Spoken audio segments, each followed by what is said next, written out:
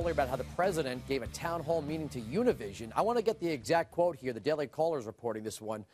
President Barack Obama said he thinks the Muslim protests against Western criticism of Islam are natural. The natural protests that arose because of the video were used as an excuse by extremists. Dana Loesch, natural protests. This is just an organic, grassroots, natural protest.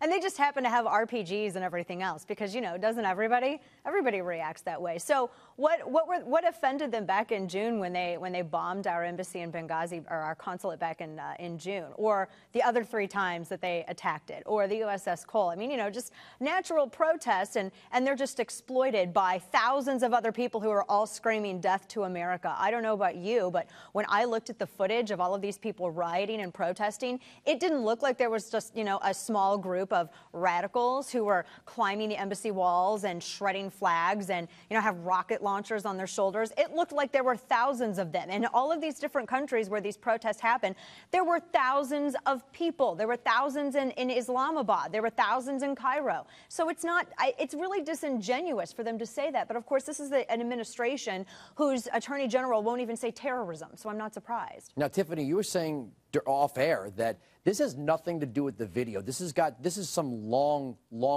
out plan. Well, absolutely. Just really quickly back to that point. What the galling thing is, I mean, these are the quote-unquote middle-class folks trying to catch a break. I think that Obama called them into Freer They're the Square. 99%. Right.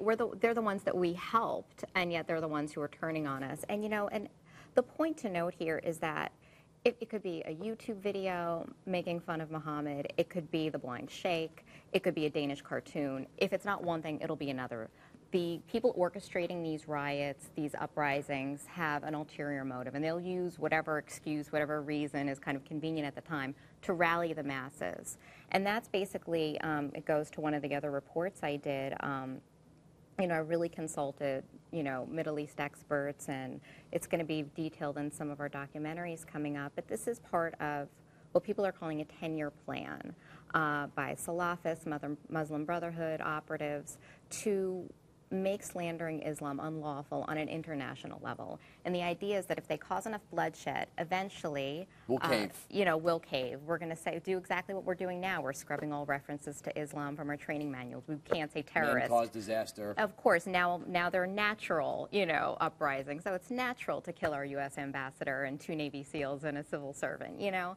And this is, they're actually getting what they want. And it's like rewarding, you know, a tantrum-throwing child with candy. So these people are going to murder, and we're going to reward them by, you know, by deferring to them. And this is part of their long-term goal. Because the Muslim Brotherhood, from what I understand, I mean, obviously they're not secular, as they have been called. It's in their name.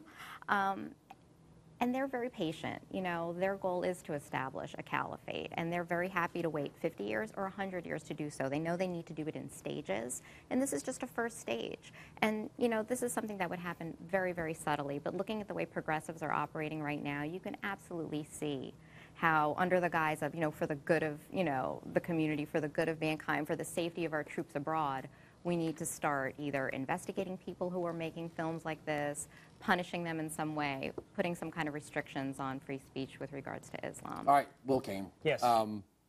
Mitt Romney jumped the gun on his statement, but his gut reaction was to say, we don't apologize for the Constitution and free speech. Isn't it time for Obama to say the same thing? Past time. Past time? So listen, I hear something a little different than I think you and Dana heard when I heard that this is a natural response. I heard you and Dana talking about whether or not that means it's spontaneous. What I heard President Obama suggesting when he says this is a natural response is that it's somehow rational, that it's somehow to be expected. Yep. And that is what's more disturbing to me, right? That someone might rationally or could be expected to respond to this film in that way. And I would just say that's coming from the same administration that asked Google to review their terms of service and maybe take this film down, which if you don't think the government, even slightly suggesting maybe you should maybe take something down, has a chilling effect on speech, I would suggest looking at that again. Dana, isn't that worse? If this is what's to always be expected whenever these people get upset, I mean, what if their favorite candidate on America's Next Top Model doesn't win?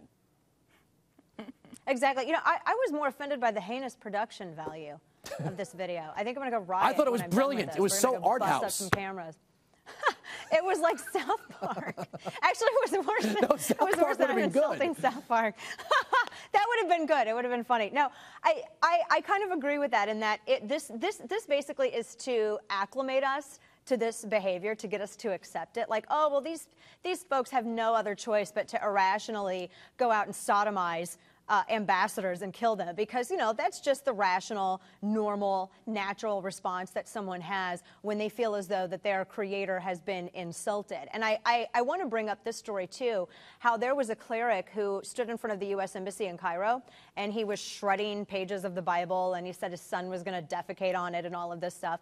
As a Christian conservative, I wasn't offended, because I don't put my faith in a book. I put my faith in God, and it signals to me that maybe they should try doing the same.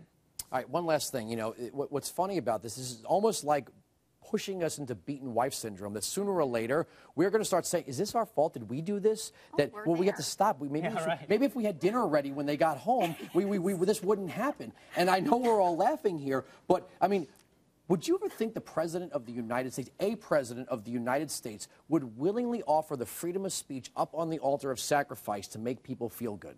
No, I never certainly thought I would see it, but I think this is part of a trend of appeasement that we're seeing more and more. It's unbelievable stuff. Will Cain, last word, anything? Anything? I liked Dana's last point as well, and that's this. I've heard one of the spokesmen for the Muslim affairs groups in the United States say we as a religion are going to have to start becoming more confident in our faith, and I think that's exactly right.